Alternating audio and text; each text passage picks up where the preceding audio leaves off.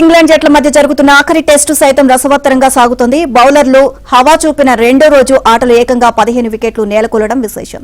మరోవైపు England ball ఆటకు భారత పేసర్లు ప్రసిద్ధ్ కృష్ణ, సిరాజ్ ముక్కుతాడు వేగా వారికి దక్కిన ఆధిక్యం కేవలం 23 పరుగులు మాత్రమే. ఇక చివరి సెషన్లో భారత్ రెండో ఇన్నింగ్స్ ఆరంభించగా ఓపెనర్ యశస్వి జైస్వాల్ ఎదురుదాడికి దిగారు.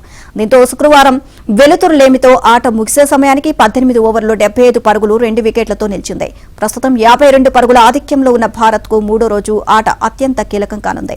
తొలి సెషన్లో ఇంగ్లాండ్ పేసర్లను ధీటుగా ఎదుర్కోవడంపైనే భారీ ఆధిక్యం ఆధారపడి ఉంటుంది. అంతకుముందు భారత్ తొలి ఇన్నింగ్స్ లో 224 పరుగులు చేయగా కరణ్ నాయర్ 57, సుందర్ 26 పరుగులు రాణించారు. ఇక ఆర్సెనాక్స్ కు 5, టంగ్ కు 3 వికెట్లు దక్కాయి.